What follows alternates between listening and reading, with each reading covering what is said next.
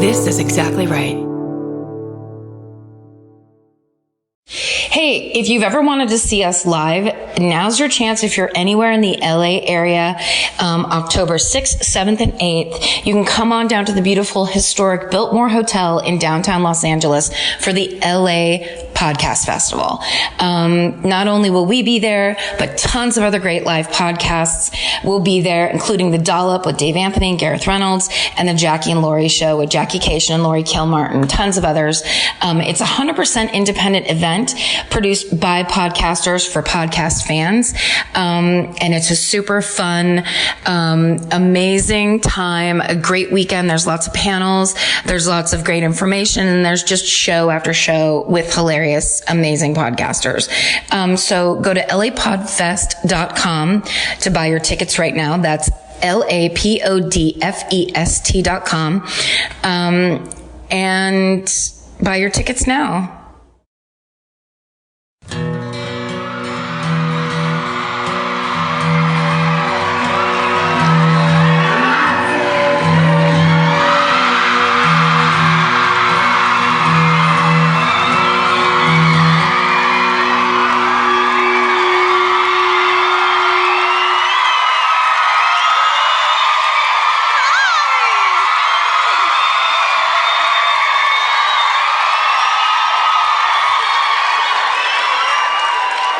What's up, Melbourne?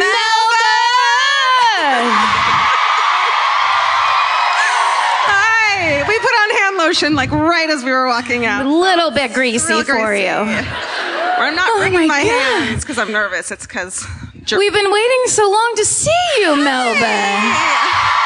Thank you so much for being here. This is, you're right. No. But we're excited to be here. We bought a lot of stuff already today. You guys have cute things. Yes, some quality. Well, can we just start? Yeah. Can we start where I need to go? I didn't want to bring it up myself. No, it was mine to bring up. It's mine to bring up. Yeah. We were just, George and I were just sitting in the in the dressing room, you know, in one of them light up mirrors, like, they have backstage at theaters like this. And we're just putting on pounds and pounds of makeup and talking about stuff and whatever. Gossiping, and like we do. Just slowly as we're chatting, I just started to tilt a little bit to the right. And in my mind, I was like, either you're tilting to the right or you have a very large brain tumor and it's about to get, the action's about to start now. And right as I was about to turn to Georgia to say, hey, are you tilting to the right as I am? The chair I was sitting in folded underneath me.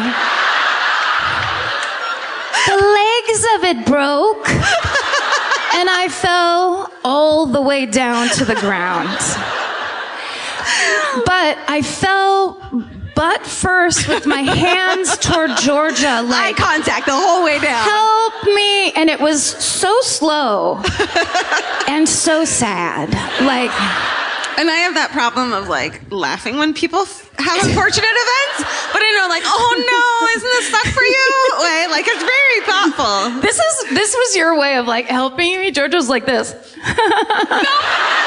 Her arm was barely extended. No. I was laughing way harder than that. I think I just went to you and hugged you.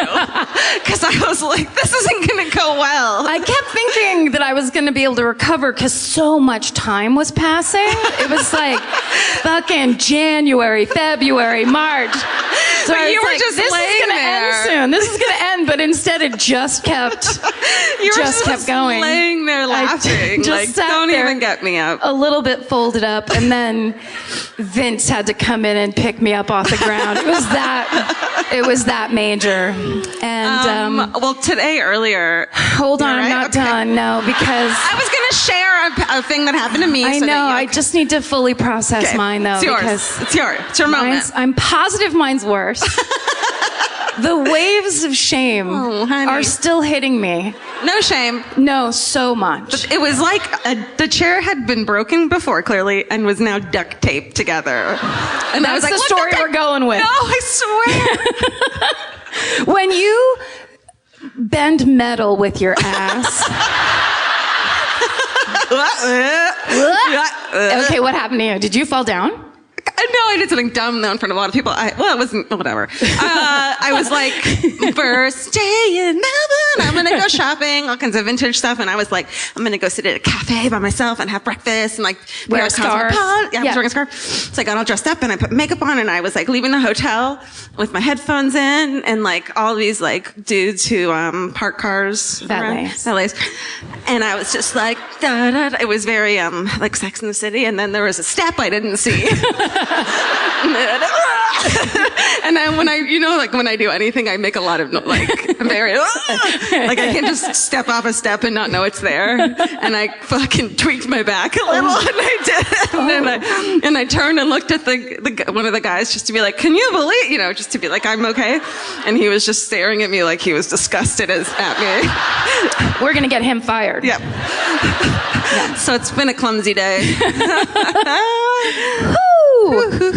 Yeah, and then just one more just hit me. Ooh. Oh no. Yeah, it's just gonna keep happening. No. Do until I eat Pringles in my hotel room tonight alone. Do it. I will. You guys, what an amazing trip. We're in Australia, for Christ's sake.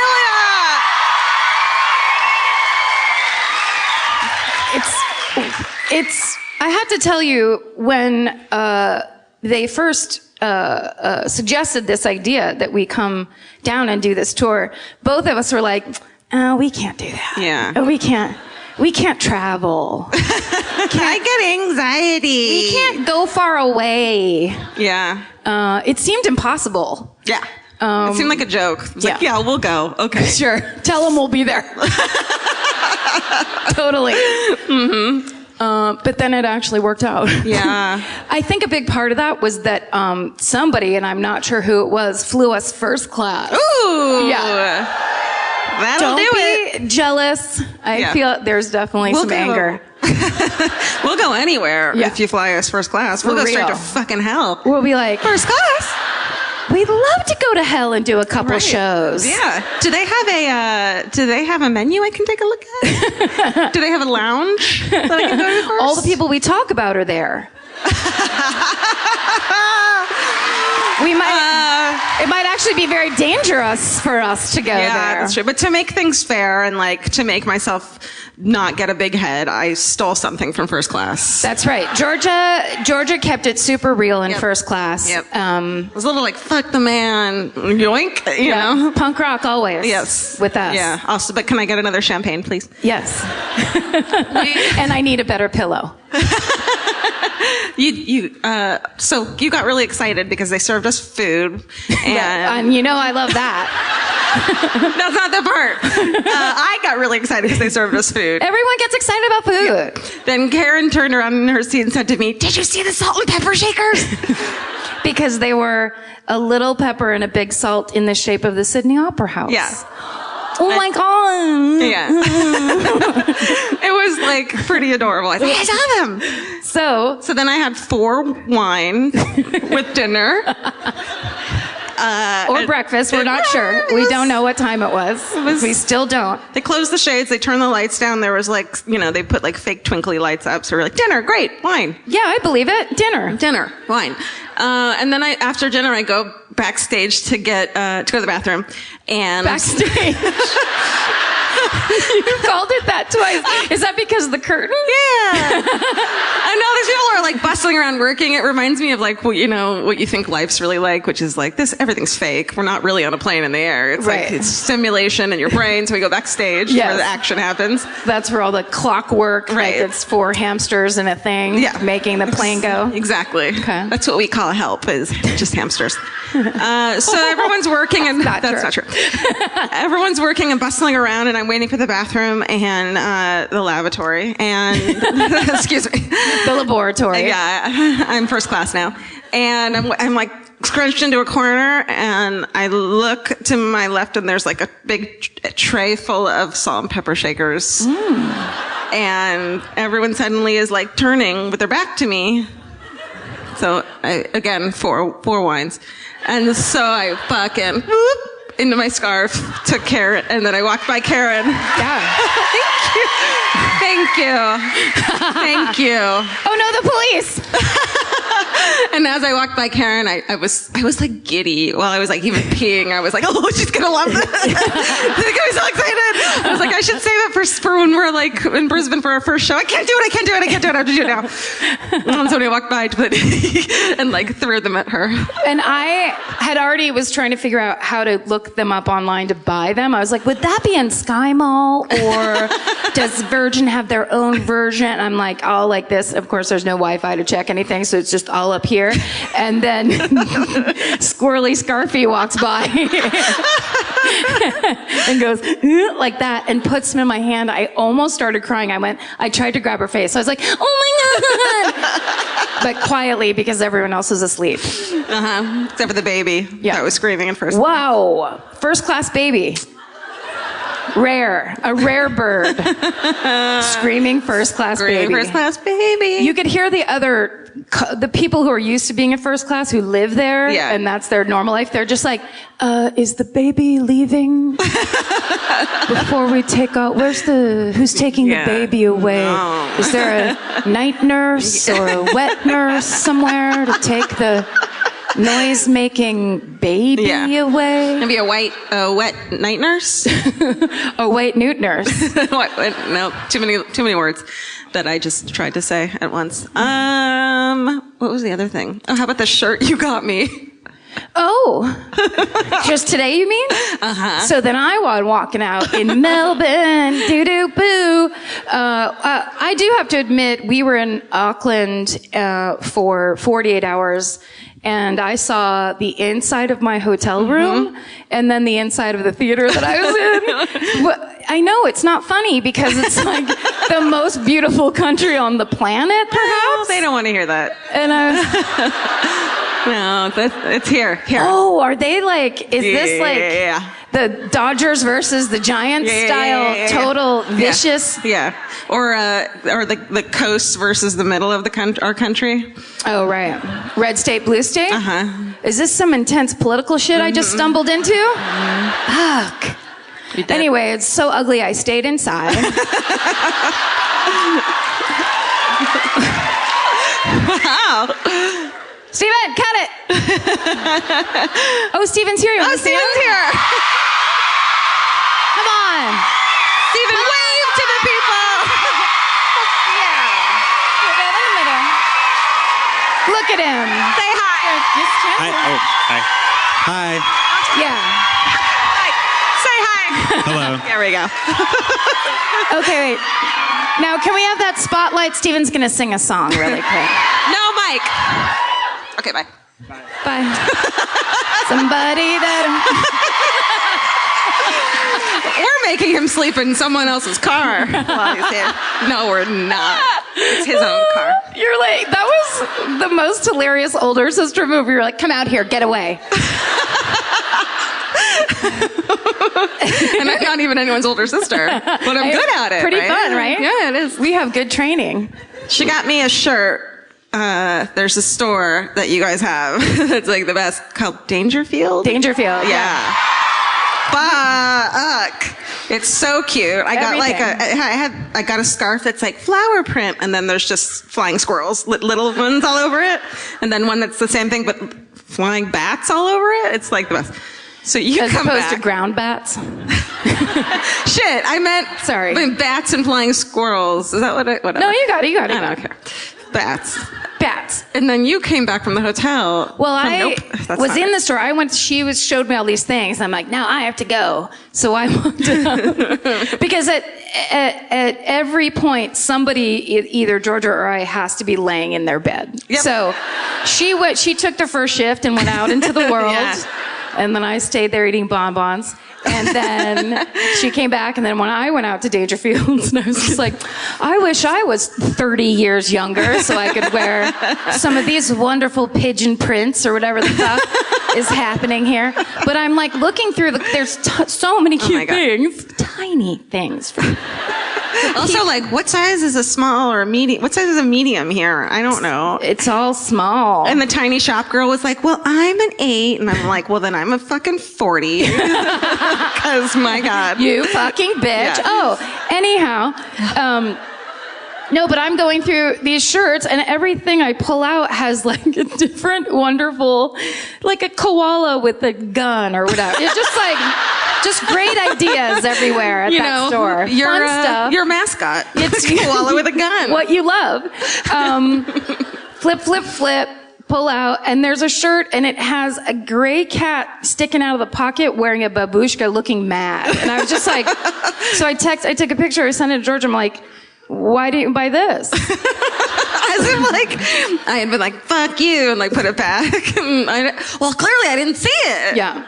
So then she came back and knocked on my door.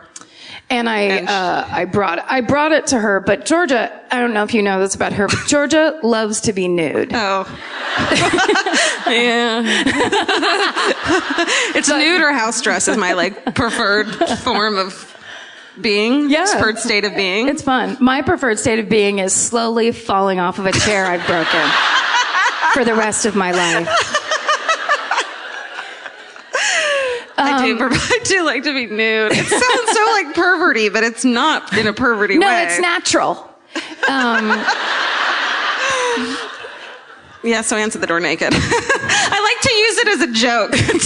She's like, what's up? It's just like, here's your shirt. I wish I didn't get you now. It was basically like, put some clothes on. Put this on with pants. It's fun to, like, people don't expect you just to be what?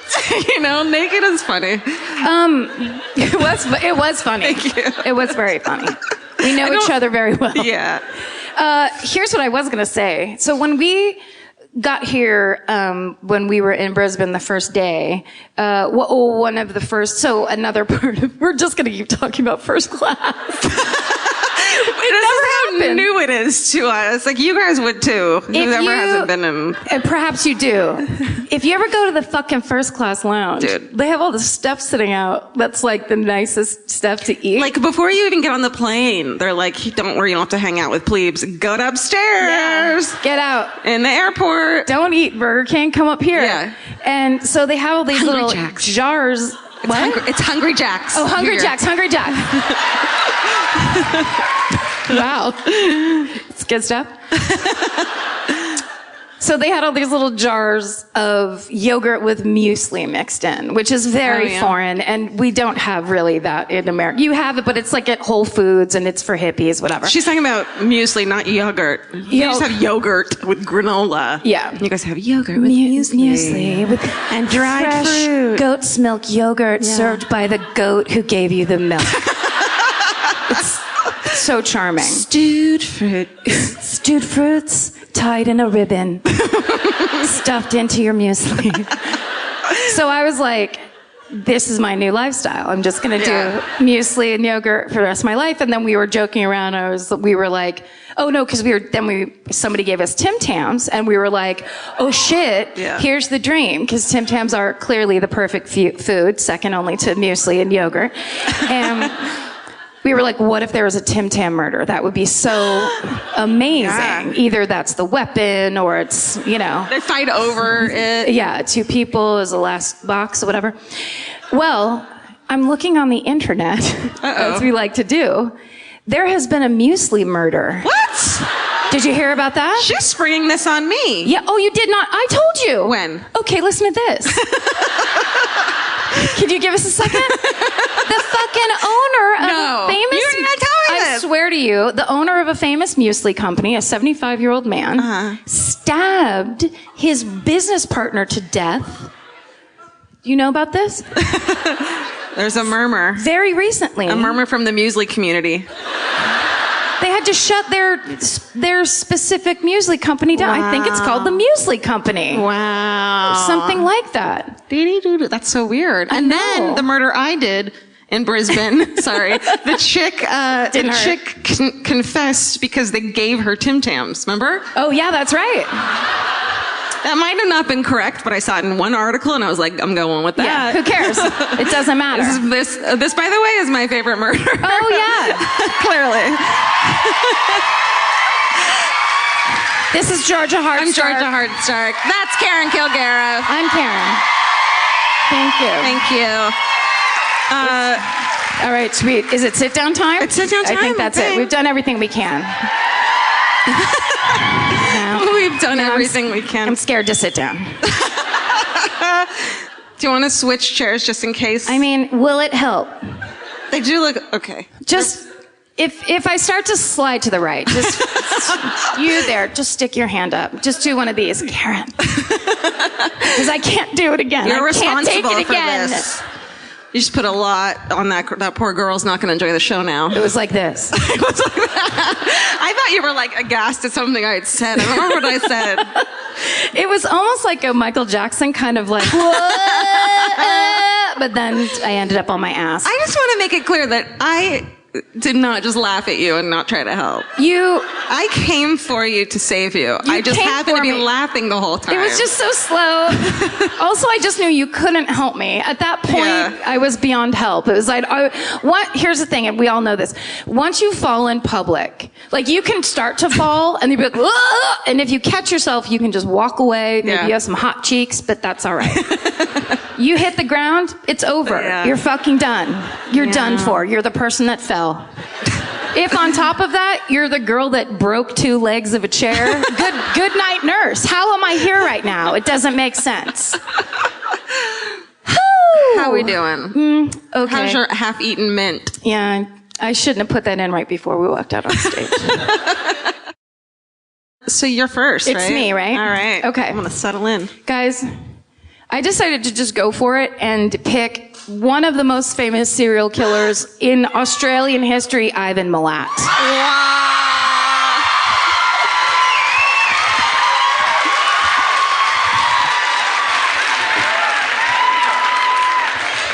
Damn it, we just put lotion on. Okay. I spit a little. Uh-oh. Is he here? Something like this is going to be embarrassing. Titter, titter, titter, titter, titter. Titter, titter, titter. I went to school with Ivan Milat's grandson. I worked with his nephew.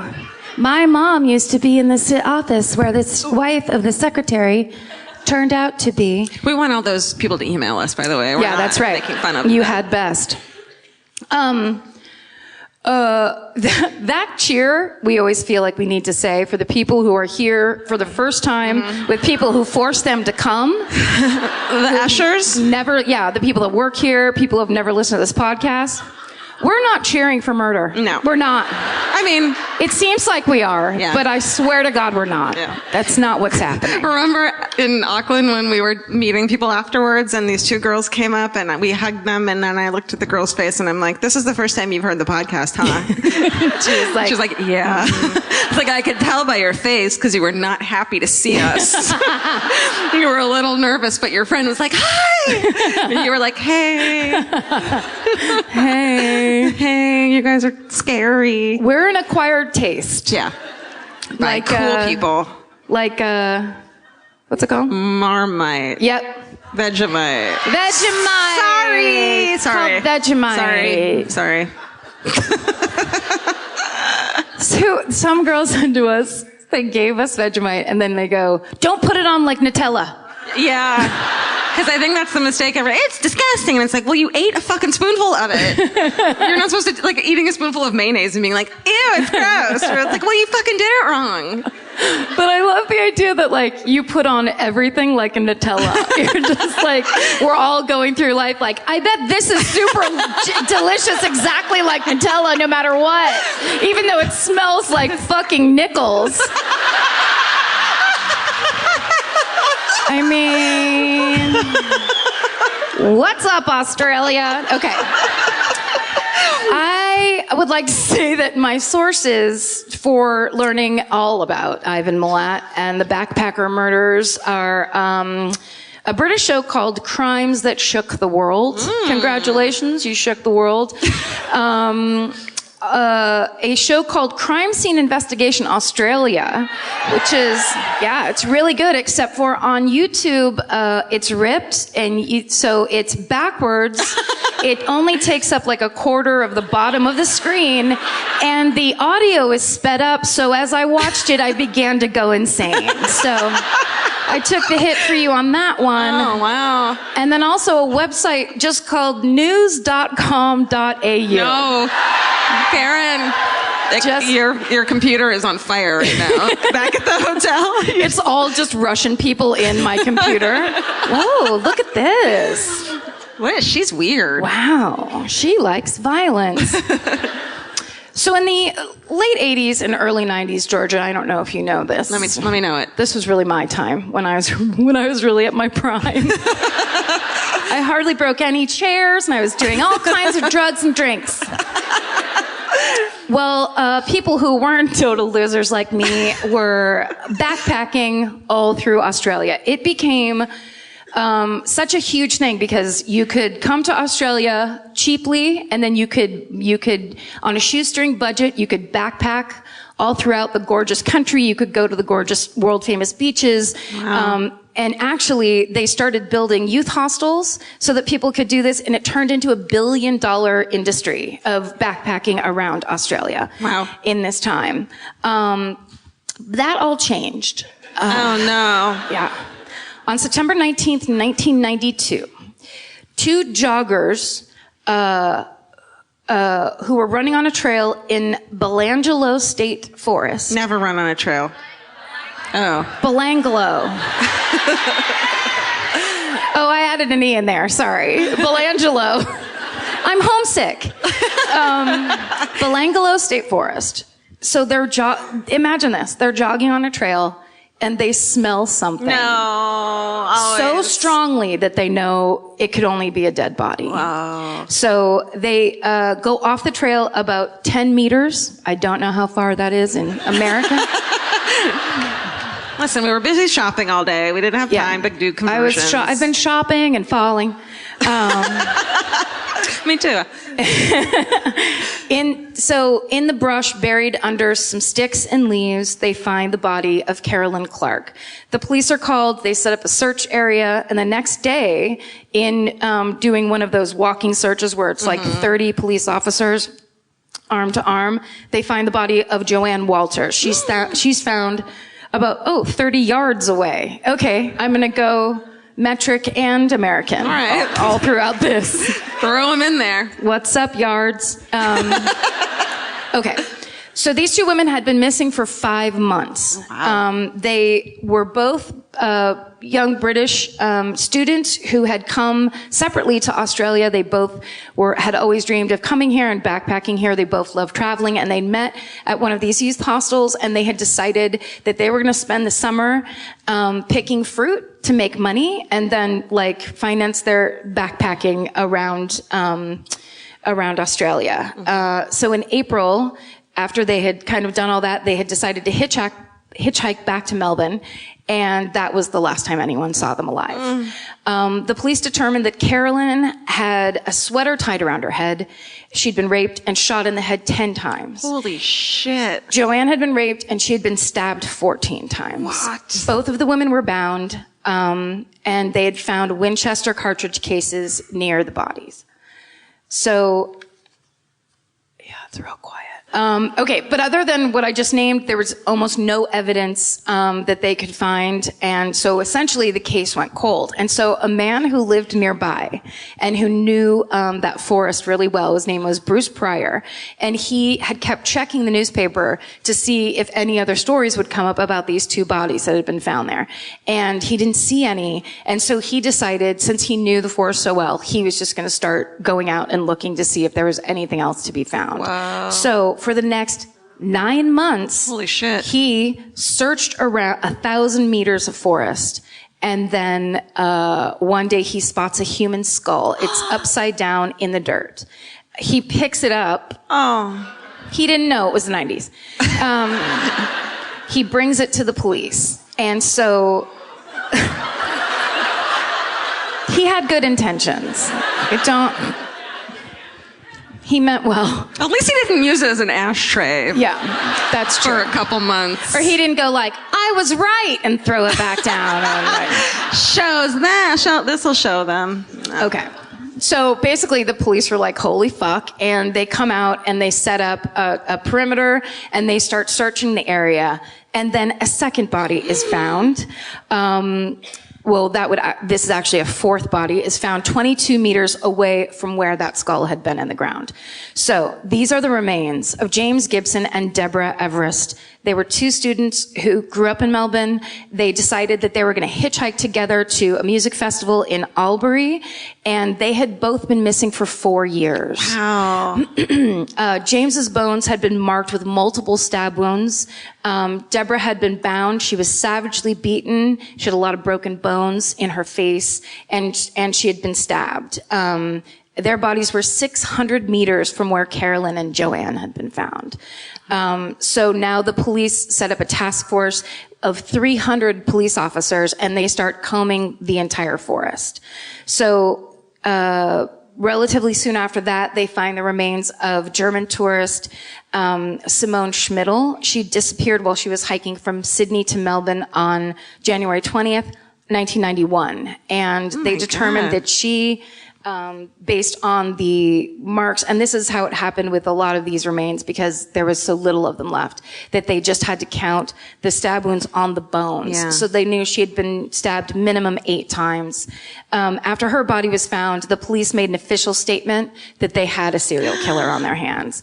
And that statement, of course, makes international news because Simone Schmidl was German. The first 2 women were British. It just goes everywhere that now hitchhikers are going missing and then bodies are being discovered.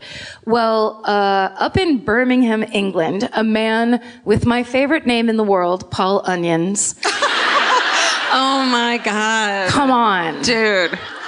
Go find him. I mean, and marry I have him. to make him mine. Paul, you don't know me. And I certainly don't know you. Karen Onions. Mrs. Paul Onions. Wow.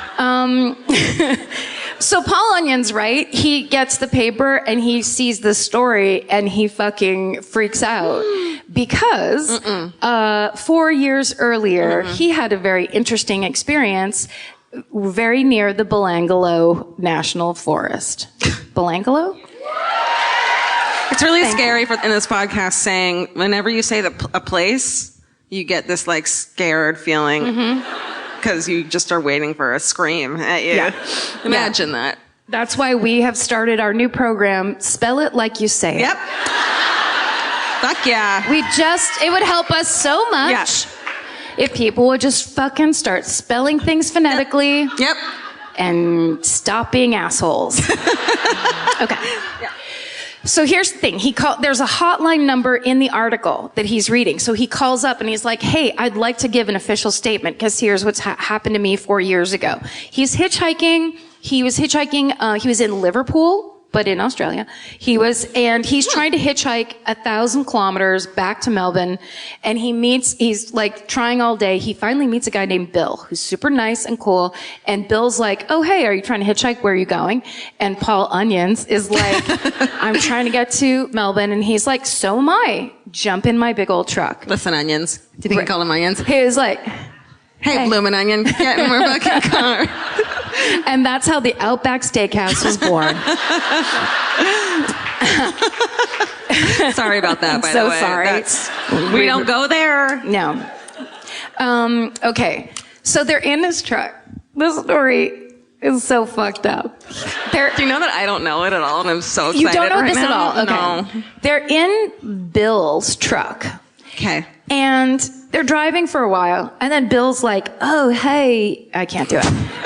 I want to do it so bad, and I can't do it. By tomorrow night, we'll have learned. Yeah. I had to watch more TV. Yeah. I tried to make a joke about how people here say the word snicks instead of snacks. And I tweeted it, and then all these people are like, that's a Kiwi accent. And I was like, well, here's an American accent. Go fuck yourself. Seriously. I can't take it. It sounds like snicks to me. Also, it's just fun if someone goes, would you like any Snicks? Yes, I would like 1,000 Snicks. I mean, I'd want them even if they were snacks. Yeah. But now I want them for sure. I want them more because they're Snicks. Yeah. Okay. Snick snack. Let's focus. Yeah. Guys. There's so many pages left. Okay. Here's the thing. They're sitting in the truck. He's like, there's going to be no more radio signal. So I'm going to pull over here and I'm going to go in the back and get some tapes because it's the late 80s, early 90s. And Paul Onions is like, that's cool, man. Because he's so chill and awesome. Yeah. And so he goes to open his door to stretch his legs, and Bill suddenly gets real rude and is like, stay where you are, put your seatbelt on. And Paul Onions is like, hey, man, I just wanted to stretch my legs. And he's like, stay there. Uh-oh. So then he shuts the door and he's sitting there and he looks down. There's a whole bunch of tapes right there in the console in between. And he's like, uh-oh. This isn't good. Maybe he just wanted 1,000 maniacs in the back or whatever. No? 10,000? Thank you. Well, back then they were only 1,000. That's when you liked them. Yeah. They were only 1,000. Yeah. Oh, no, that's scary. Okay. Yes. So he's like, when I was watching whatever one of those backwards fucked up shows where I was watching, that idea that you'd be sitting there and be like, okay, like that thing where the first thing a person does that's weird, but you're like, oh, okay, I guess I'm still going to sit here because I don't want to be rude to the super weirdo who's yelling at me out of the blue. For doing a super normal thing, like opening a car door. Opening a car door is a bad sign. And then it's like, all right, well, Bill's pretty cool. And just like the stomach drop. Yeah. Right as all that's happening, the driver's side door flies open. Bill comes in and goes, you know what this is? And he's holding a gun. Oh. Just your 2 fingers? No, it's a gun. It's a pretend gun. No, it was a real gun. He's holding a real gun on my blessed and beloved Paul Onions. What a stupid thing to say, too. Do you know what this is? Yeah. Like, just say, I have a gun. Like, yes, I know. What if he was just like, no? Yeah. I don't recognize that. Yeah. I have a strange brain disease. Right. Or I don't recognize things. I'm a pacifist, and I don't recognize your weapons. I don't. Those don't exist to me. Yeah. I don't see weapons. Yeah, and then he fixes his beautiful hair. He has really long hair. He just gorgeous, kind of blonde hair. Onion hair. Yeah. What a dick. He's turning into an asshole. Okay. But the ironic part is Paul Onions does not have body odor. And that's why I love him the most. God, he got teased so much for that. You know it. Okay. No, he smells like delicious flowers. Do we have a picture of Onions? Of Paul Onions, no. I only had a picture of the reenactor. Oh. And that's not the man I love. He's too beautiful for eyes. He's too beautiful to have his picture taken. Yeah. So, right? Bill's like, do you know what this is? Right. Paul's like, I sure fucking do know what that is, and jumps out of the truck. Girl. Bill starts shooting at him as he runs up the highway away from the truck. And luckily, a driver pulls over and lets beautiful Paul Onions into his car and drives away. Goodbye. Thank fucking God. Thank God. Thank God. So this all was a phone call on the hotline. It took him 2 hours to tell that story. I forgot that part. So that statement is taken. He hangs up and doesn't hear back. It's because when they set this hotline up, what they didn't realize is that in the first 24 hours of this hotline, they got 1,000 pieces of evidence. People were calling in all over the place with all kinds of stories. And the police were completely inundated and were not prepared to process that much information. So meanwhile, while they're trying to set up hotlines and, get the word out and do all of that, they're still searching the Belangolo National Forest. You're mad at them for that name now. We're in a fight. It'll It'll be fine by the time this is over, but this is the drama of the story. Okay, so as they're searching, they find the remains of German students Anja Hopschnid and Gaboya Nokebauer. They had left for a winter holiday. They'd gone to Bali in 1991, and they had decided that, like, in around December, she had finished up her school. They'd gone. She was on winter break. They decided to go to Bali, and then when they were done with their time in Bali, they were like, "Let's hop on over to Australia and go to Bondi Beach." So they spent Christmas on Bondi. It's Bondi now. Okay. What is it? Bandy? Bondi. It's Snicks? Can we? Snicks Beach? Okay. Snicks Beach. Got it. The world famous Snick Snack Beach. They're due home in January of 1992. They never make it home. So when they process the bodies, they find that Gaboya had been shot in the head 6 times. Oy. Anja had been decapitated, and her head was not found. But the police did find 47 cartridge cases at the scene, and they were able to match those cartridge cases to the ones found near Carolyn Clark's body. So up now, 7 bodies have been found in the Belangolo National Forest. So the police get a forensic psychiatrist to make a profile of this killer. Love this shit. Right? And based on the location, based on the violence, based on the weapons, based on everything, he basically says this killer would have grown up or worked in the area of this forest. Mm-hmm. He would have had past criminal behavior. He would have shot guns with his family. He would have a big family that would have insulated him and separated him from the rest of society. And he would have had major control issues and been a real macho type. And as they're talking about all of that, the police are like, we know a guy like that. And we know a family like that. Oh, fuck. It's Ivan Milat. Whoa, they were just like, oh, we know this dude. Yeah. So they had been a kind of a family that was well known in the area. Maybe we say it like that. Mm-hmm. They had made a name for themselves, where they lived. So Ivan Milat was a road worker. He spent most of the 60s in jail. He loved guns. He had a 4-wheel drive truck. He had 13 brothers and sisters. Holy shit. When they interviewed his neighbors, they said that he was friendly, outgoing. He was always washing his truck or tending to his garden. Like as this, like some guy in the audience or some chick's like, I do the same thing, but I'm not a murderer. I heard somebody just go, murderer. Immediately, you know. Fucking murderer. Loves to garden. We know your type. So all of his neighbors are like, we really like him. He's friendly. But they go to interview his ex-wife, and she's like, yeah. You want to talk about Ivan Milat? Well, he was married to a woman named Karen Duck, who he married when she was a teenager.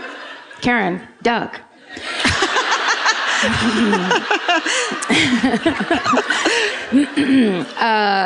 She described Ivan Milat as a brutal, controlling husband who was gun crazy. Aren't you bummed that you laughed at her now? Yeah.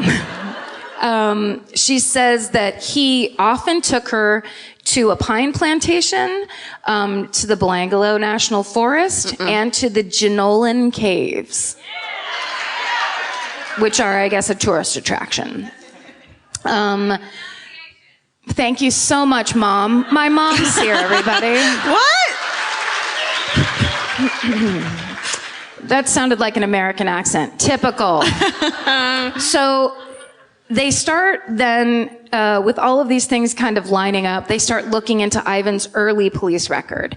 And they find that he was convicted of an eerily similar case in 1971. In April, Good Friday, 1971, he picked up 2 hitchhikers near Liverpool train station. He pulled a knife on them, bound them, gagged them, told them if they screamed, he would kill them. He took them into the forest and raped them both and put them back into the car. And one of them convinces him to pull over so they can get a drink at a gas station. and he lets them.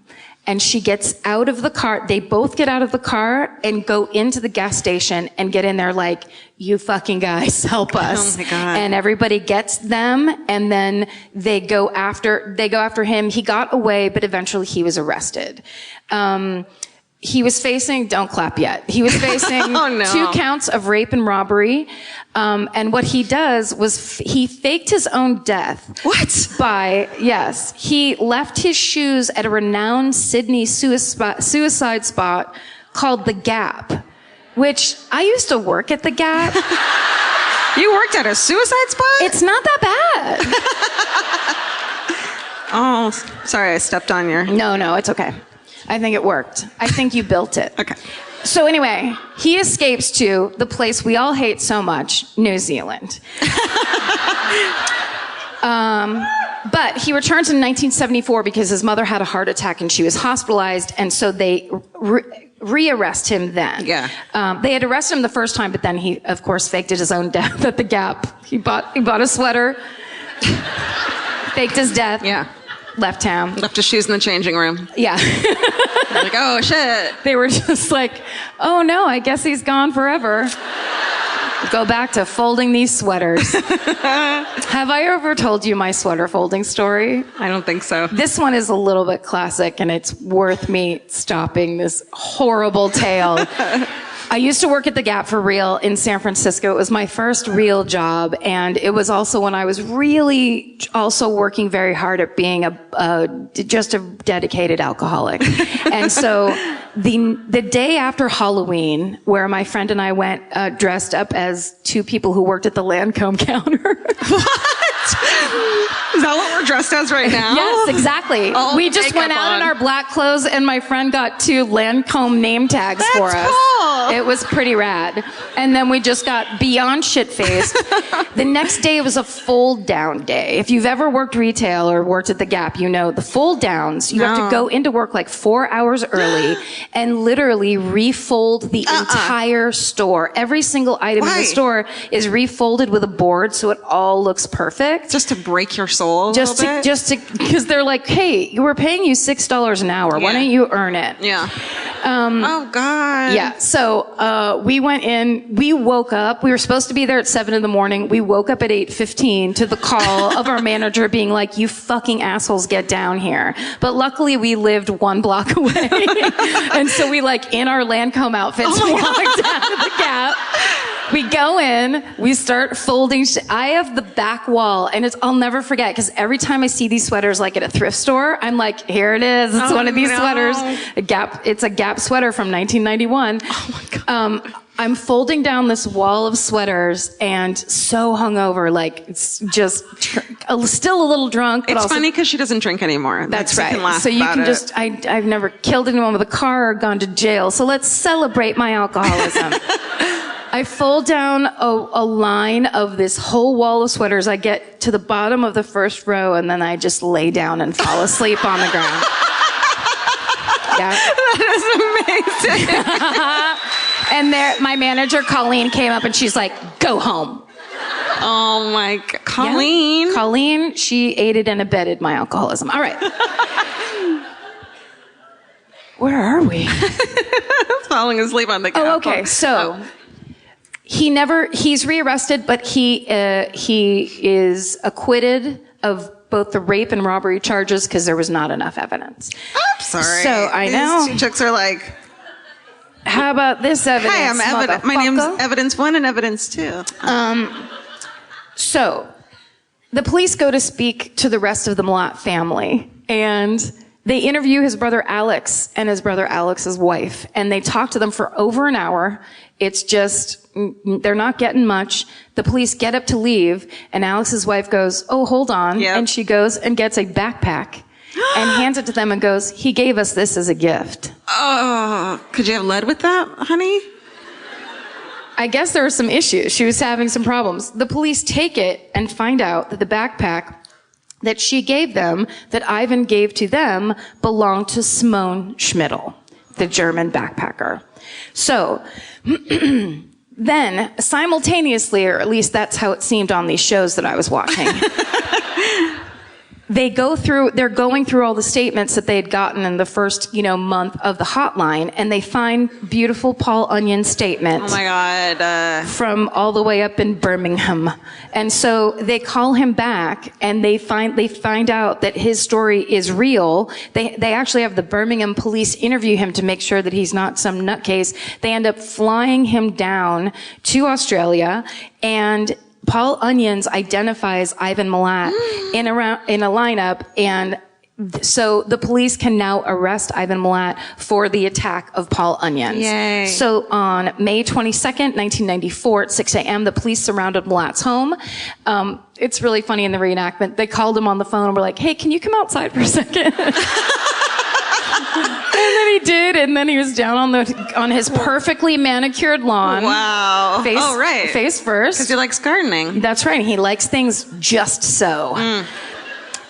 When the police enter his home, they immediately start finding trophies from all of these murders. There's all this camping equipment. There are all kinds of personal belongings just everywhere. The police are identifying them as they look around the house. And they also find rifles, ammunition, hunting knives, and a sword. And then hidden inside a wall in a plastic bag, they find pieces of a Ruger .22 rifle. And when the ballistics expert reassembles those pieces, test fires it matches the bullets used to kill Carolyn Clark. So Ivan Milat is charged with the murders of all 7 victims. And on July 27th, 1996, following a 15-week trial, the jury returned after 3 days and found him guilty on all charges. He was sentenced to 6 years imprisonment for the attack on the most beautiful man in the world, Paul Onions, and 7 consecutive life sentences for each of the murders of the backpackers. Yay! When asked if he had any comment, he protested his innocence. He said he didn't do anything. Oh, for sure. But his younger brother, Richard, told the police that there were, quote, heaps more bodies out there to be found. And there are 11 other unsolved missing persons cases that are extremely similar to the backpacker murders, going all the way back to February of 1971. Holy shit. So I'm just going to go through these real quick. Karen Rowland was driving behind her sister. They were driving up to a hotel in Canberra when... Shut up. No, I'm kidding. What is it? She's asking her friend who's... Canberra. Canberra. Canberra? Okay, just really quick, just a suggestion. How about you spell it C-A-N-B-R-A? Oh! Okay, I'm not mad at you. I'm not mad at you at all. Okay. This is so creepy. The 2 sisters take 2 separate cars. Why? It's not as fun. They must have had work or something. It makes me so mad. When I read that, I was like, what? They're driving. Her sister loses sight of Karen in the rearview mirror. Her car just isn't there anymore. She continues on to the hotel. And then when she gets there, Karen isn't there. And she thinks maybe she went back home. She doesn't understand what happened. So they search. They find the car with an empty gas tank on the side of the road. Oh, no, she ran out of gas. Yeah. And she ran out of gas, and then 15 meters off of the trail in the Fairburn Pine Plantation, they find her body. She was lying on her back, legs straight out, her arms encircling her head, clothing pulled down, indicating sexual assault. A beer bottle was found nearby. So in June of 1972, Robin Hoynville Bartram and Anita Cunningham, 19 and 20 respectively, they were student nurses, they were roommates, and they were going to spend the summer hitchhiking around northern Queensland. They set off from Melbourne on their way to Bowen. And it really is scary. Okay. They were never seen again. In November, Robin's body is found under a bridge in Sensible Creek. She was shot in the head with a .22. Anita's body was never found. A woman told police that she and her mother had chatted with those girls at a hotel that July, and the girls told her they had gotten a ride with a man named Cowboy. Stephen, do you have that one picture of Ivan Milat? Oh, no. Oh, no. It's actually very in fashion now, what he's wearing. I can't. We had no idea what you just said. Okay. Friday, October 5th, 1972, Gabrielle Janke and Michelle Riley decide to hitchhike from Brisbane to check out a party on the Gold Coast. A week later, Gabrielle's body is found at the bottom of a steep embankment on the side of Pacific Highway at Ormeau. 10 days later, at 6 p.m. on October 23rd, Michelle's body is found 12 meters from the road in the bushland off of the Mount Tambourine Highway. They both had massive head injuries from fractured skulls, and both of their clothes were pulled up, and branches had been covering their bodies. On October 30th, 1978, 20-year-old Leanne Goodall was dropped off by her brother Warren at the Musselwell Brook train station. Warren thought she was taking the train back to Sydney, but in fact, she decided to go to Swansea near Newcastle to see her parents. She got off the train in Broadmeadow in central Newcastle. Someone spotted her at 3:30 that afternoon at the Star Hotel. She was never seen alive again. Her remains were never found.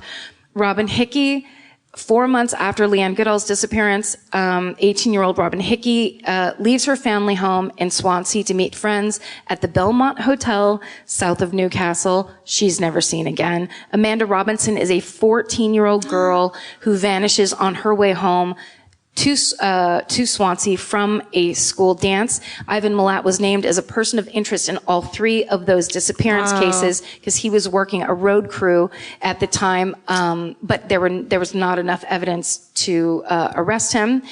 And then look at this. There's 3 more pages of people who had the exact same MO. It's always 15 meters off of a trail, back in the bush. In the same area, generally, like. The same age. It's girls that he meets at hotels. There's always a witness. But in the same, like, general area, kind of, too. Yeah. It's along the Gold Coast, right? They're not sure either. I mean, you guys fucking flunked that class too. But it's basically this eastern coastal side and all up, because basically this I did look up on Google Maps. It takes like 7 hours and 37 minutes or something to drive from Melbourne to the Belanglo National Forest. And so thanks. And so that's like that's basically the area that he was working in, and he was a road worker. He also delivered truck tires. So he was always on the road, and he was always leaving work and coming back, and like having people cover for him and stuff. Jesus. Now, really quick. Sorry. I mean, those are just like, there's 6 more people who have the exact same MO in their death. There's 58 total of missing people. Oh my God. Who there's pieces of their murder, details of their murder that can be related to Ivan Milat, but because he will not admit to anything and never has, they can't get him on anything or prove anything, and their families, have no satisfaction. They just don't get to know. So he's in jail, right? And he decides to cut off. He's 73 now. He's still in jail. He's in a supermax. Wow. He's going to be there for the rest of his life. In 2009, he cuts off his little finger with a plastic knife. Ow! And the people in the jail decide they're not going to reattach it. I mean, he doesn't fucking need it. I interpret it. I'm sure there was like a medical reason and a whole decision, but in my mind, I was just like, they're like, no, you did that to yourself.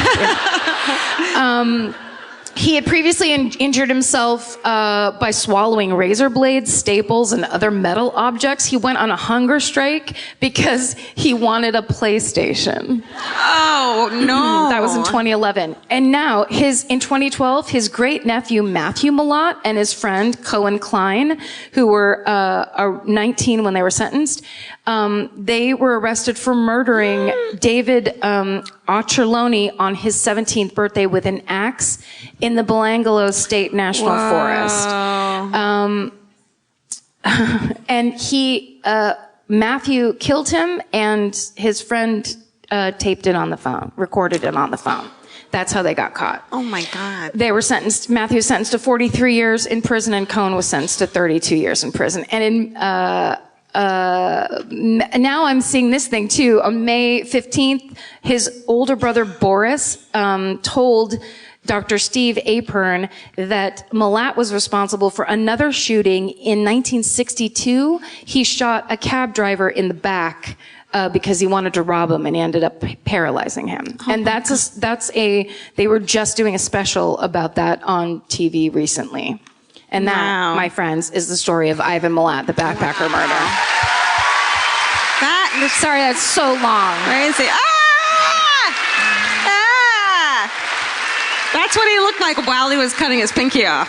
He's like, come on, I want a PlayStation. I'm only the worst fucking person in the world. Oh my God, how did I not know that one? Yeah, it's so nuts. I mean, you just can't help it. I don't want to police shame, but they're like, why didn't this... Bye. Bye. Oh. I didn't know they fell. I'm not sure why I didn't even give you a look.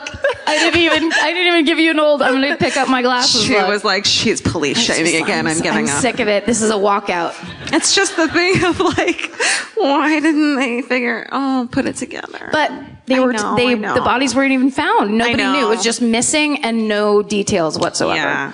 Plus there's the whole thing of, the old school, mindset of like, well, if we start saying all these backpackers are missing, the Torres Strait's gonna fucking die. That's exactly right. So maybe it's that these new cops came in and were like, yeah, but we can't let people disappear. Well, I think the second they started finding bodies, that was all over. Yeah. That they shut it down. Yeah, hopefully. Yeah.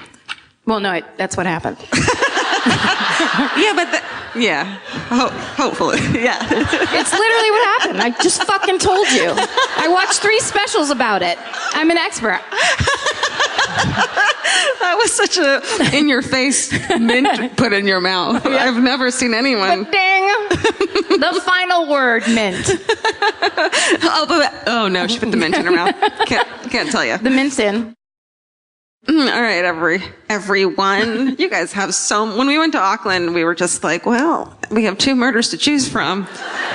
So I guess I'll take this one and you take that one. Yeah. Not here. No. Not the case whatsoever. You guys, there's a reason we're going to be here for 3 nights in a row. Not because people want to see us, but because we just couldn't pick one. The government's making us tell all the murders. Yeah, we're doing it. It's a social service. You're welcome. Yeah.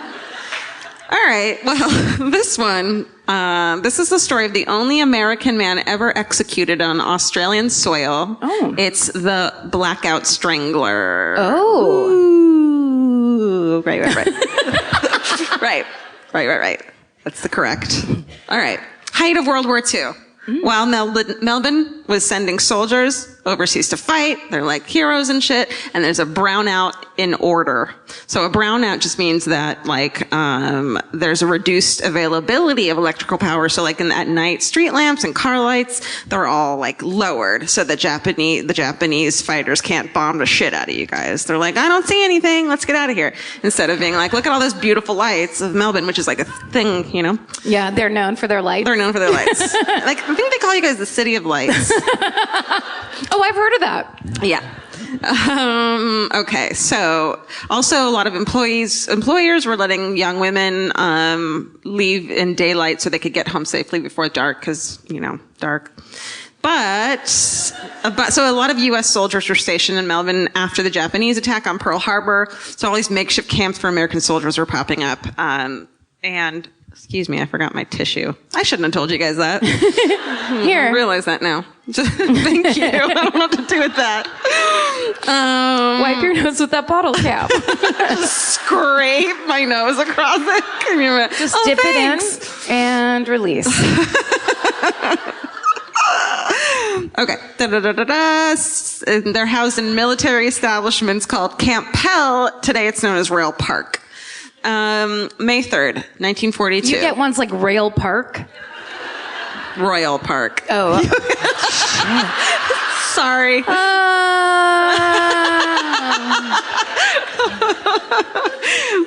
I just audienced you, essentially.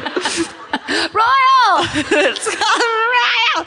May 3rd, 1942. 40-year-old Ivy Violet McLeod was waiting for her tram. Can you see I copied and pasted this from Australian articles? waiting for her tram on Victoria Avenue in Albert Park around 2 a.m. when she's attacked. You wooed it, and she's attacked. Just at the you got to do time. it right away if you're going to do it. Okay, her body was found by a hotel cleaner who was hosing down the footpath outside a hotel. He saw an American soldier get up from a stooping position in a nearby shop doorway. He was going to run after him, but decided to try to help the woman, but it was too late. Ivy was dead. She was partially naked, badly beaten, and strangled. Her purse was still in the area, so it was obvious that robbery wasn't the motive. And witnesses said that they had seen her in the company of a U.S. soldier late the previous night. We have a photo of her, and while that's up, I'm going to subtly wipe my nose on my dress. Oh, how nice. Oh my Thank God, you. you're an angel. There's tissues happening at me. Oh no, she has a knife. What if she didn't give these to me? What if she just took the tissues and She was just like, you should buy some of these. Thank you so much. This has happened before. Security. Okay.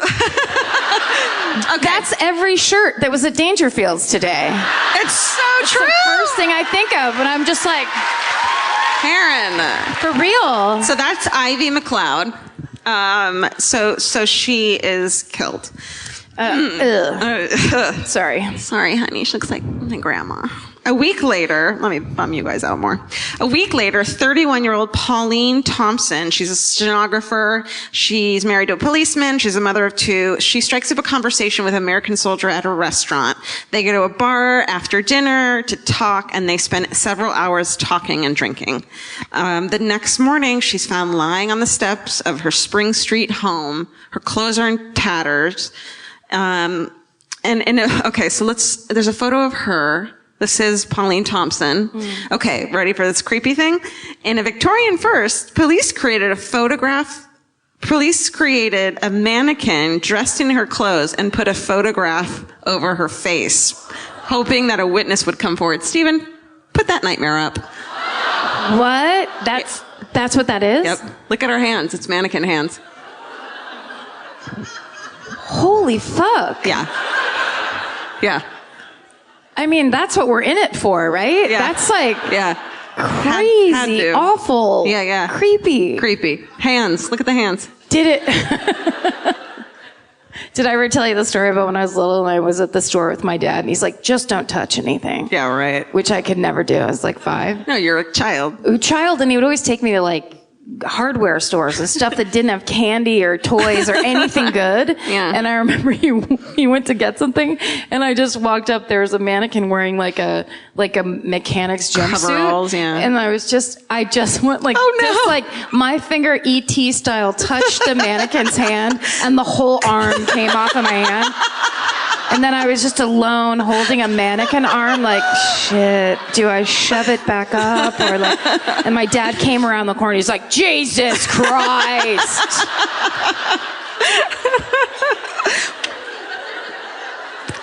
Karen, you shouldn't be allowed in retail shops anymore. You're real proud of yourself. And then you laid on the floor and fell asleep. That's right. I was so drunk. The drunkest 5-year-old ever. Okay, so they did that horribleness. Yes. I don't want to turn back around. Poor mannequin. Good night, everyone. Have sweet dreams tonight. Wait, did it work though? No. Oh. But, people were like, well, we saw her with an American soldier the night before. So, but I don't know if any of it came directly from that. It just gave a lot of people nightmares. So, shortly after this, an American soldier admits to another soldier that he had killed 2 women. This dude's name is Edward Joseph Lanowski. And he's 24 years old. He's a former New York grocery store clerk. He had broad shoulders and strong hands, and they had said by the looks of the way the guy had strangled women that he had large hands. That was like one of the things they said about him. He was well liked by most who knew him, although other American soldiers reported that he liked to drink heavily, and that when he did, he became particularly aggressive, especially towards women. A file described him as the soldier from hell, and he earned that notation after he attempted to strangle a young woman in San Antonio, Texas. He was caught, charged with assault, but never prosecuted. Instead, the U.S. Army was like, send him to Melbourne. Sorry, guys. Sorry about that. So he arrived on February 2nd, 1942, and that first murder happened on May 3rd of that year. Wow. Yeah. So, okay, so that he told his bro that I killed 2 women. His bro was like, turn yourself in, say you claim insanity. Edward's like, nope. And the soldier's like, okay. And like, didn't turn him in. So again, apologies, Melvin. He's like, well, I gave you the one suggestion I had. Yeah. That's all I got for it. I don't know what else could be done. I guess I'll see you in the mess tent. Yeah. All right. So the final victim. Oh, let me show you a photo of this dude, Edward. Hey, I'm going to murder you. That's him? Yeah. They said that, so he was a total alcoholic, and a lot of people were like, he was super fun, and a lot of people were like, he attacked women. But the ones who said he was super fun, one of the things they said he would do was like get super drunk and then get up on the bar and walk across the bar on his hands. Like Pee Wee Herman style, but on your hands. Look at that crazy son of a bitch. Yeah. His forehead is so low. It's tiny. It's too small. It's a small forehead. As someone with a 3 head, I would like to say his is a 1.5 head. That's true. It barely is there. Yep. Or is it just that dumb hair? It looks like both. Okay. I'm gonna go both. His final victim, 40-year-old Gladys Hosking, on May 18th, while walking home from work in the chemistry lab at the University of Melbourne, which is like, what a badass, she is caught in the rain. An American soldier offered to shelter her under an umbrella he was carrying. It's our old friend Edward. Yeah. He attacks her, he strangles her, and she's found inside the Royal Park boundary, not far from Camp Hell, just 350 meters from her boarding house. In just over 2 weeks, from May 3rd to May 18th, 1942, 3 women had been killed by him. Wow. So the murderer becomes known as the brownout strangler because it's during a brownout and he strangles people. I didn't need to explain that part. Steven, cut that out. Because it was actually symbolic of something else, but you wouldn't understand. They called U.S. soldiers brownouts. That's what they called. Because they were total bummers. Yeah. What a fucking brownout that guy was. Oh, ew, I just licked the microphone on accident.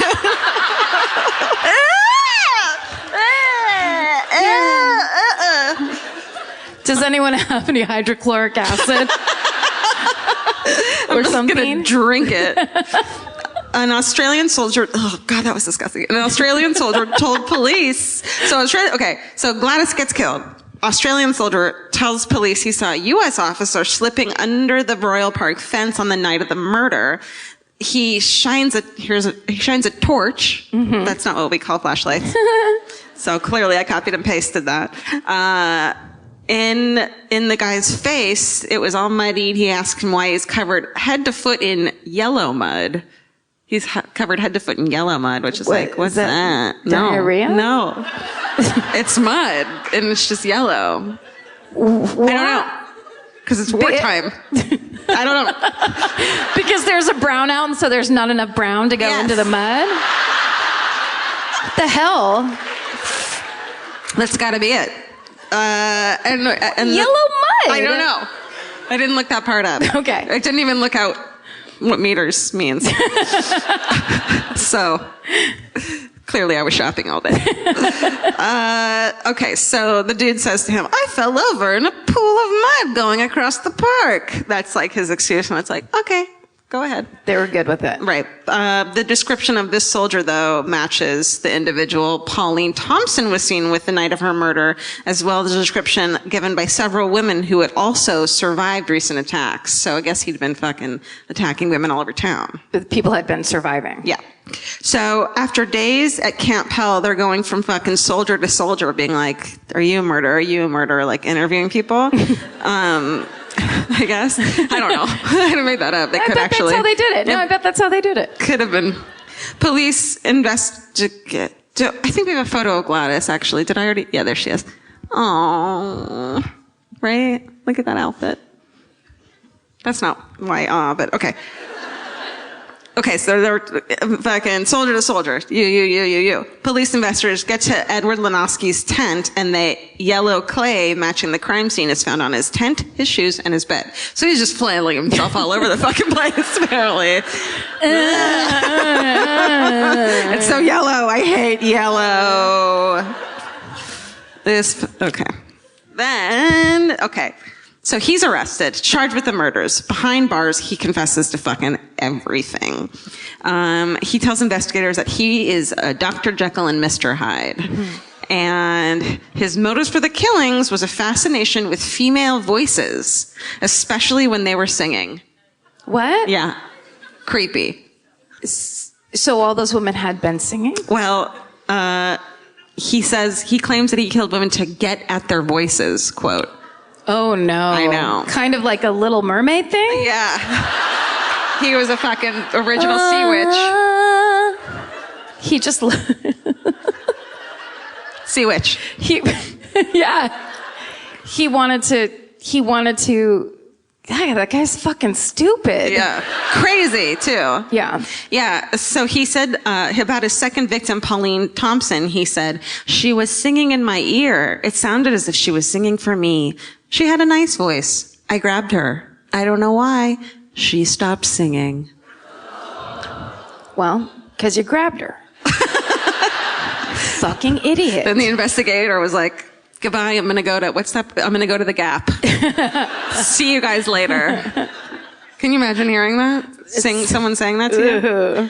Okay. According to a psychologist who interviewed Edward during his trial, he grew up in an abusive alcoholic family, and one of his brothers had been committed to a mental institution for life. His mother had been overprotective and controlling, and I bet she fucking sang a lot. I bet. You know what I mean? Yeah. They didn't say that, but it's like, well, clearly. Yeah.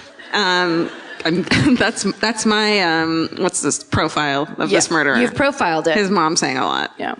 But she was like, just the most horrible sound of all time. So essentially, I could show you right now what that sounded like by just singing. She'd put him into bed and she'd be like, "All right." Good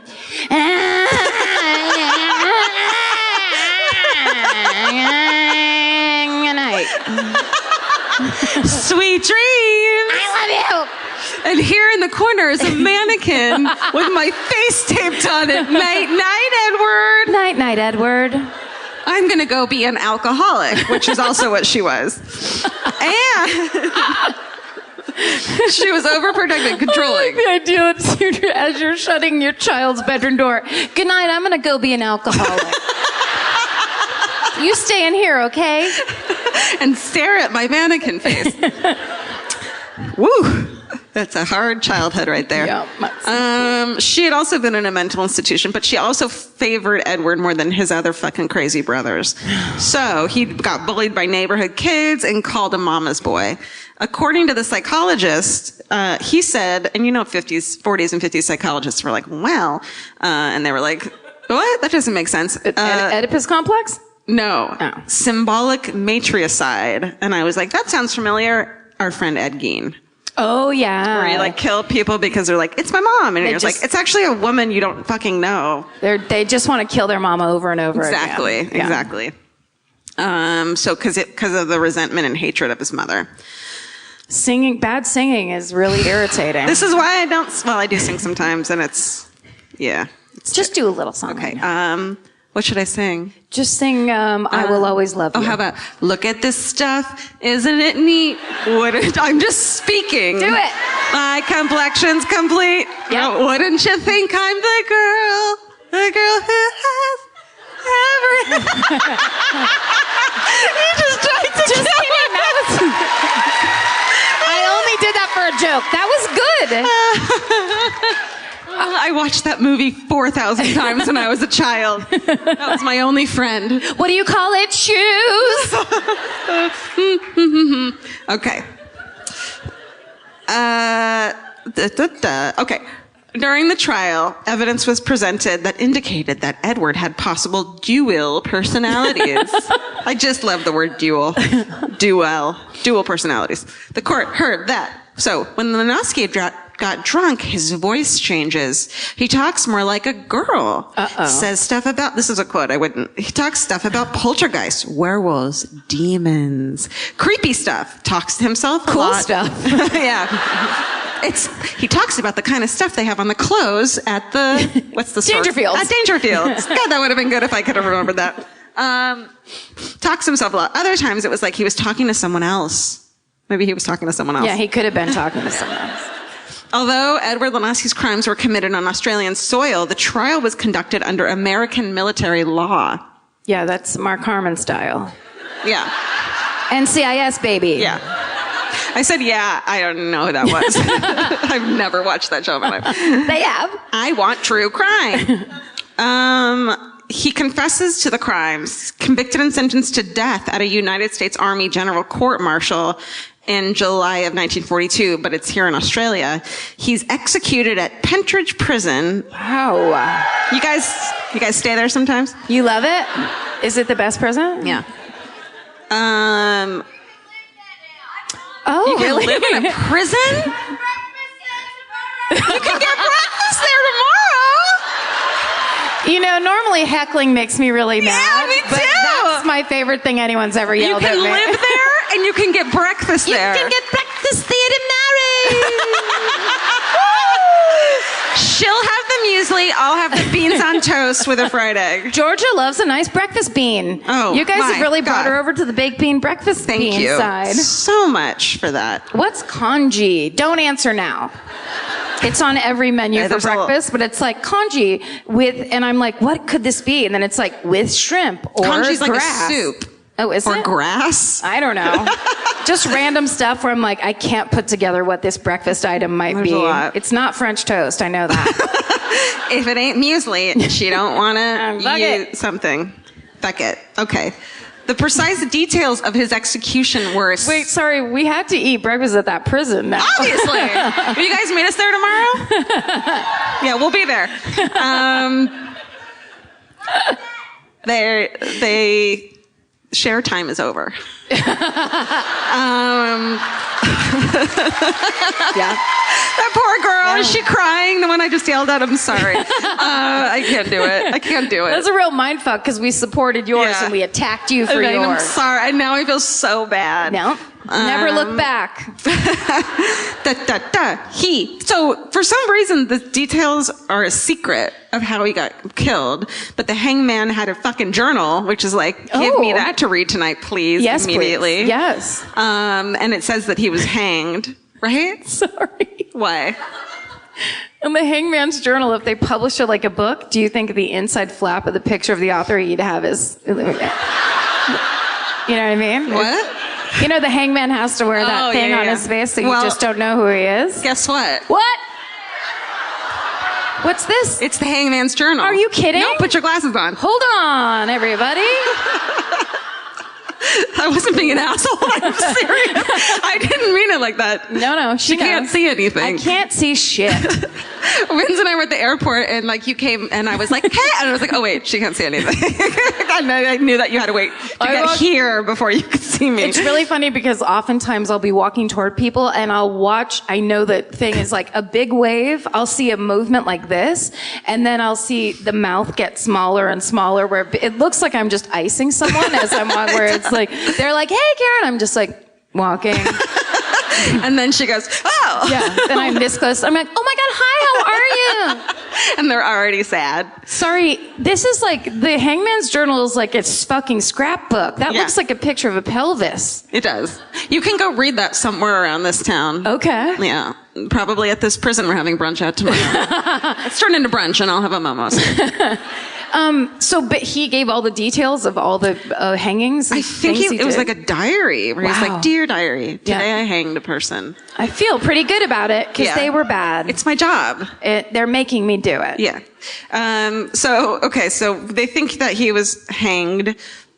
But I just burped, sorry. Legend also has it that the locals were permitted to provide the rope and gallows. Isn't that cool? What? Like, the people were so fucking pissed off about this guy murdering their people that they were like, here's the rope and here's the gallows. Hang that motherfucker. Oh, they like built the gallows and were just like, they're basically like, look, we'll take care of everything. You just get your hangman up here. Yeah, tell him to bring his diary because this one's going to be good. Write this down. Yeah.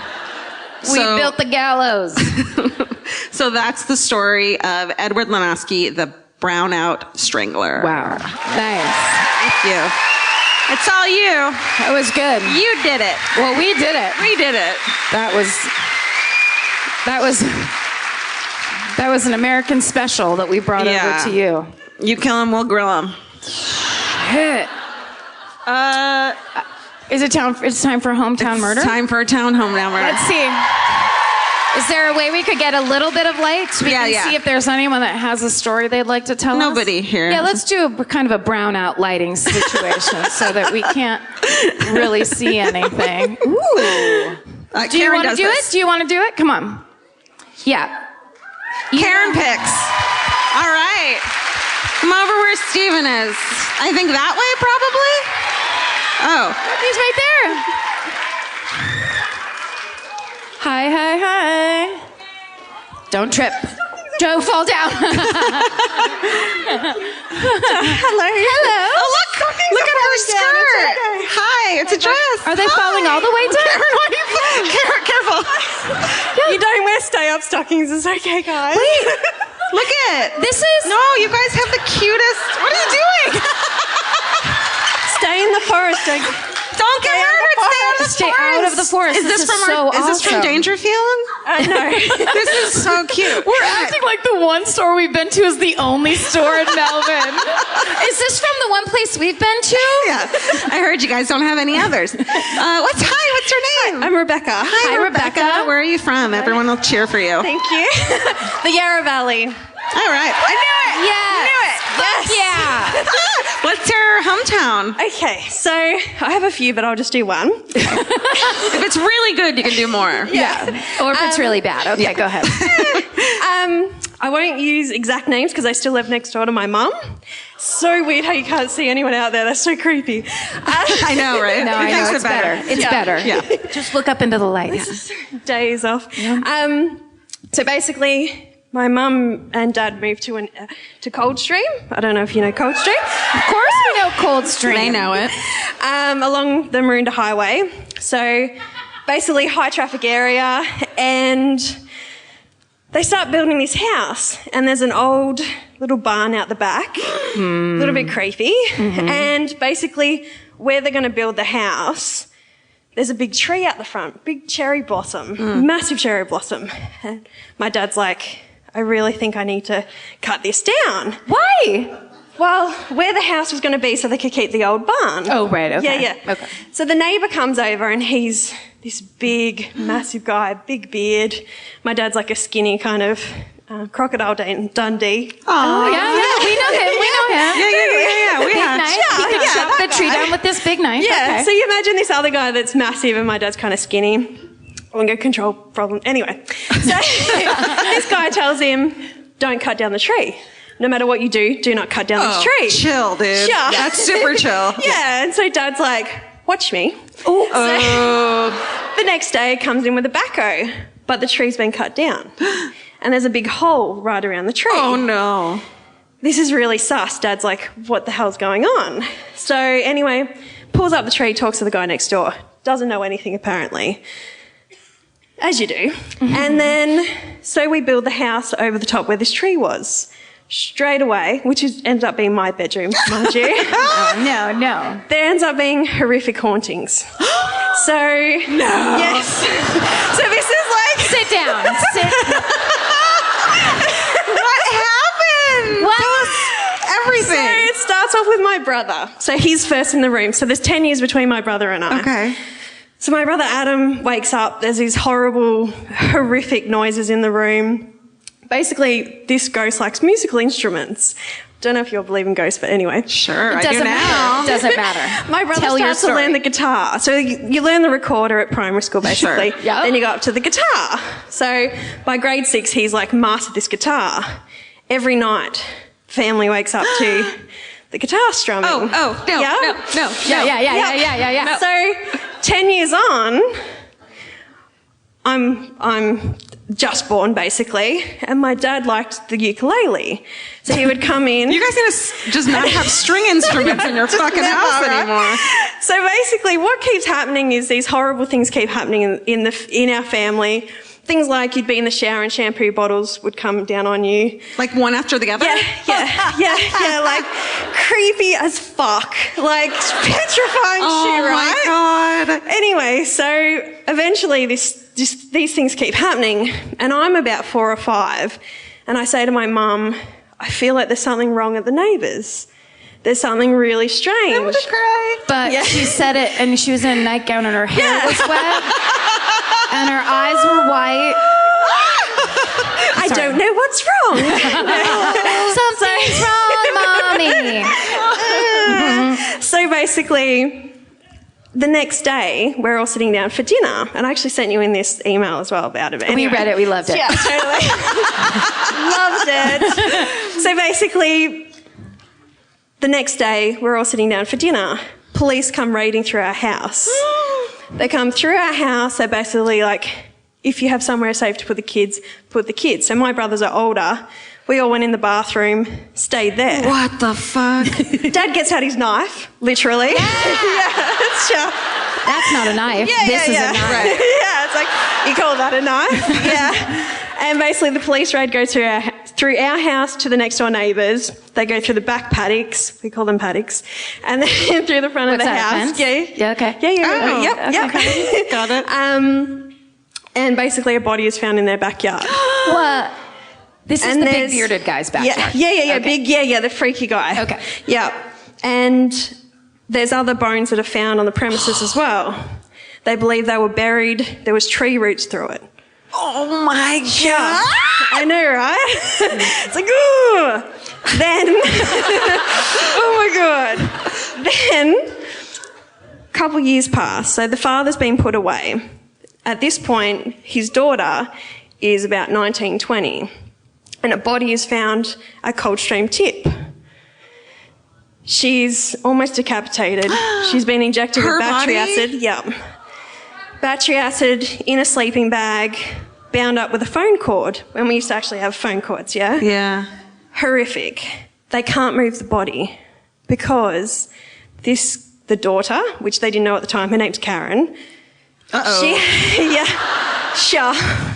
She has a thing where she always comes back to the body, and every single time they've missed her. So they've moved the body and missed that chance of her coming back and trying to bury it or get rid of evidence.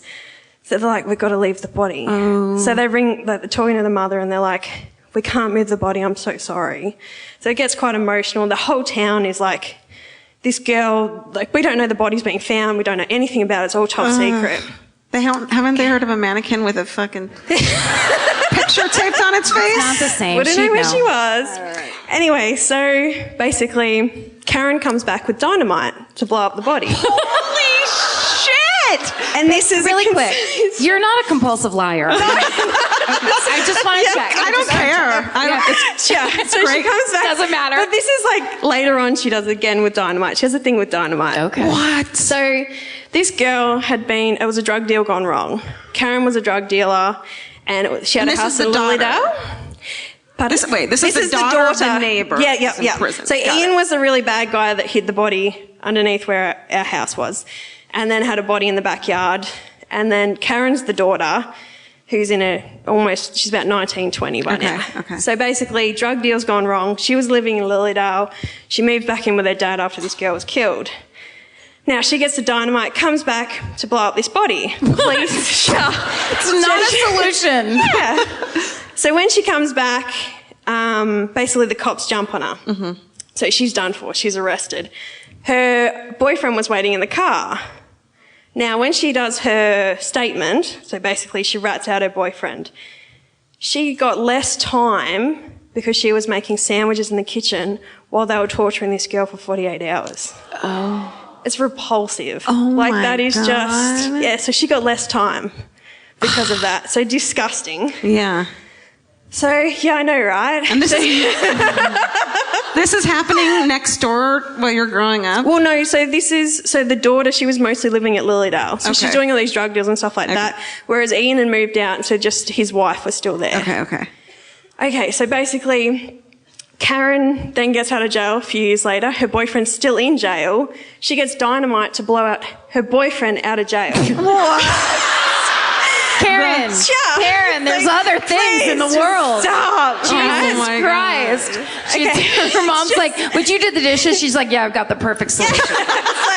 Dynamite. It's just what she does. Oh my God. So she ends up going back into jail, obviously. He does more time. Fast forward I think it was about 3 or 4 years ago. She ends up moving back in next door to my mum. But it's okay. She's a born-again Christian. It's all right, guys. Amen. All forgiven. So good. Yeah, Jesus forgives So, her. yeah. Like, all that shit. The decks are cleared. The thing that, really fucks me. Jesus does love dynamite, though. So. Loves it. So, in the end, yeah, my mum still lives next door to them. Oh, my God. Do you guys have them over for Christmas every year? Yeah, like, what's 4th of July like? Just really tense? They don't have that here.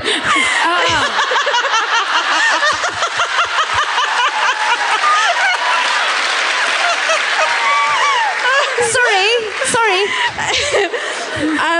Yeah, that's the story of the jewels. That was her last name. So, Oh my God. Yeah. That was amazing. Rebecca. You guys, Rebecca. Everybody, please. Good job. That was amazing. Wow. Top that. I mean, Oh no, don't fall. spot her. She's dizzy. So are we. Wow, you guys. That was very powerful. That was super a lot. That was a real journey for all of us. I believe in ghosts now. I didn't believe in ghosts before. I don't know. Guitar playing ghosts. We're so scared. I'm so gripping scared. each other. It's also freezing up here. You guys, this has been such an amazing show. Thank So you so. good. What a kickoff for this Thank run you. tonight. Thank you so much. We're so excited to be in Australia. You guys are so fucking nice. It's amazing. We're so happy to be here. We're so happy to be here, and of course, we just want you to stay sexy. And don't get